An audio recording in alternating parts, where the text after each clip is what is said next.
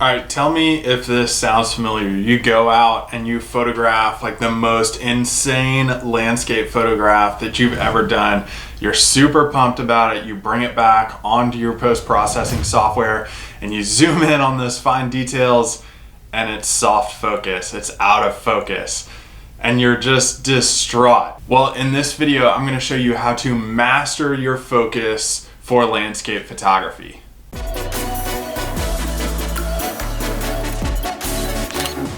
Hey, what's up guys, and welcome into the video. Now, like that opening scenario, you probably know it very, very well. And I know I've known it in the past before, and I couldn't figure out exactly like why this was happening. And this was way back when I was first starting out in landscape photography, before I knew everything about focus and really knew how to dial in tack sharp focus or use focus to my advantage to bring attention to subjects. So to me, focus in landscape photography is really how you use sharpness in an image and acceptable focus throughout your image to bring attention to the subjects of your photograph.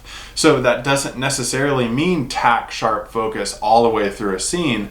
It can also mean using like detail and really sharp focus to very secluded parts of your frame. In this video, we're going to show you how to do that, take you through the steps of doing both processes so you can maximize the focus and detail in your images. So the first thing you're going to want to do is know where you want to focus within your scene. You have to make the decision in the field, is this like a classic landscape shot where everything's in focus from the flowers in the foreground to the mountains in the background? This is going to be one of those where you have to think about, do I want to seclude a subject and figure out, okay, I want to dial everybody's attention in on this one thing, and then everything else is blurred out in the background or have some slight blurring in the background or in the foreground, and really bring attention to certain parts of your image. So let's tackle tack sharp focus all the way through your image first.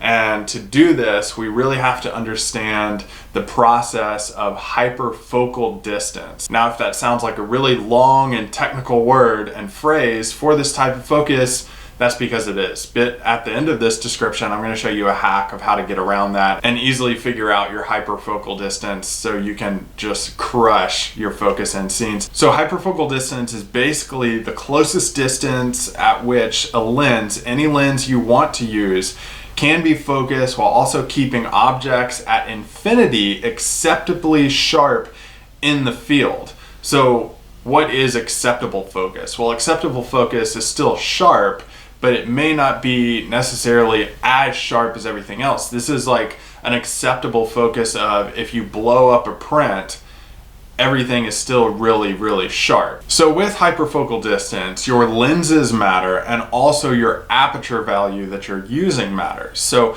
let's take a look at a photograph that I shot on the Gulf Coast of Florida and really understand hyperfocal distance. You know, in this shot, we have a lot of range within the photo. You have really close foregrounds of grasses in the sand, and then you have some fencing going back, and then you have just a really dramatic sunrise over some sand dunes in the background. There's a lot of distance here between the foreground and the background. So how do you get everything sharp throughout the entire scene?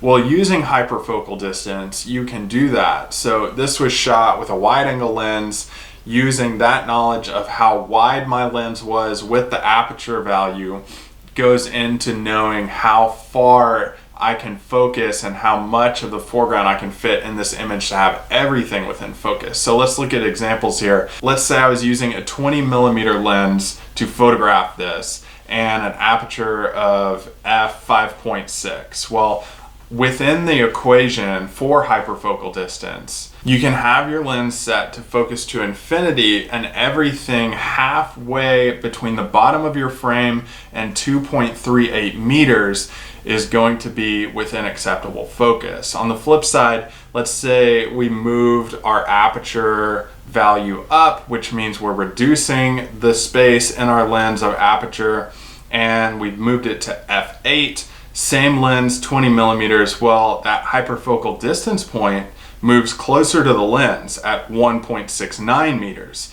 Let's like decrease our aperture a little bit more, f11, 20 millimeters. 1.2 meters becomes our hyperfocal distance. So we can see as we increase our aperture value, but also decrease the aperture ring within our lens, what's happening is we have a closer and closer and closer available hyperfocal distance focus point that allows us to fit a little bit more foreground into our frame because we can get closer to those objects within the frame. Now, here's the equation for hyperfocal distance. And if you're thinking, this is insane, I failed calculus, I'm right there with you. I was horrible at math. So what you can do to really calculate your hyperfocal distance and know that you're gonna get tack sharp focus throughout your scene when you're in the field is use PhotoPills. So I'm gonna take you through this process with PhotoPills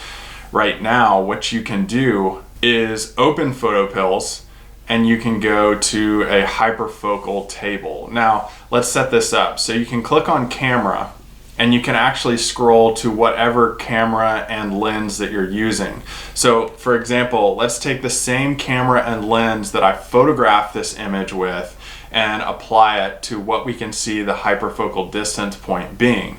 So I'm gonna scroll down to Sony, and there are tons of cameras in here. You just go to Sony, and for this image, I was using an A6000, and with this lens, I was using a 12 millimeter lens. So I can click on 12 millimeters, and then I can scroll over and see what my hyperfocal distance point is going to be. And this is gonna be highlighted in blue. So 0.46 meters, so about half a meter into the scene is where my hyperfocal distance point is going to be, and I can basically gauge or guess where that distance is within my frame and find it so that I can photograph this. Now, we don't have to take our paper and pencil into the field and calculate the equation to find the distance point of which we can focus our lens to. No, we can use this table on PhotoPills and find exactly where that point is, and then use that to our knowledge to focus within our frame so that we can have everything from the front to the back all in focus and tack sharp. Okay, so not every situation is like that in landscape photography. It's like that a lot of the times. Like, we want really good focus throughout our entire image, but if we want to seclude a subject, a really good way of doing that is focusing in on what we want the viewer to see and kind of blurring other things out. This is a good technique too to use whenever you're in the field. Like if you're pairing wildlife into a landscape, this is a really good technique to use too. If you're photographing wildflowers and you're secluding those wildflowers, really telling the story of a landscape, you can use this technique.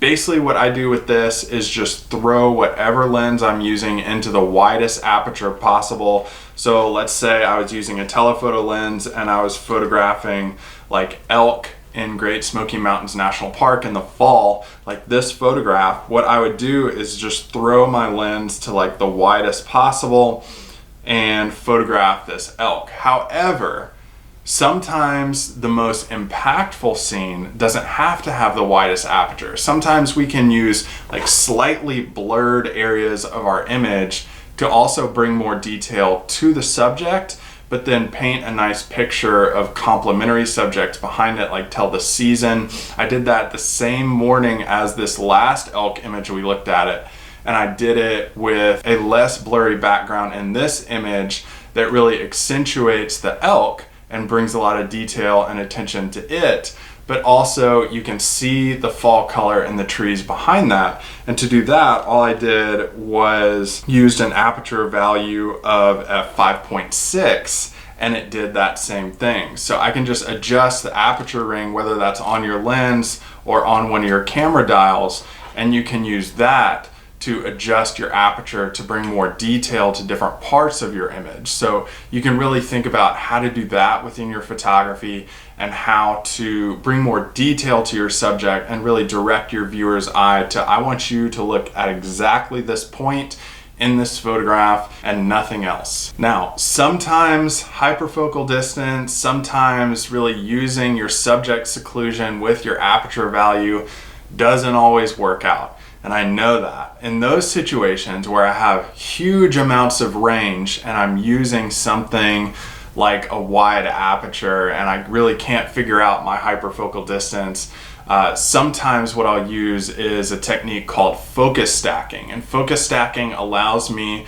to take multiple frames of focus throughout my entire scene, and then in post-processing, I basically stack all those things together to create a tack sharp image. So with all this information that you have on focus, you are literally guaranteed, if you study this and apply it and practice it, you're guaranteed to get sharp focus wherever you want it within the frame, whether that's all the way through your image or just very specific parts.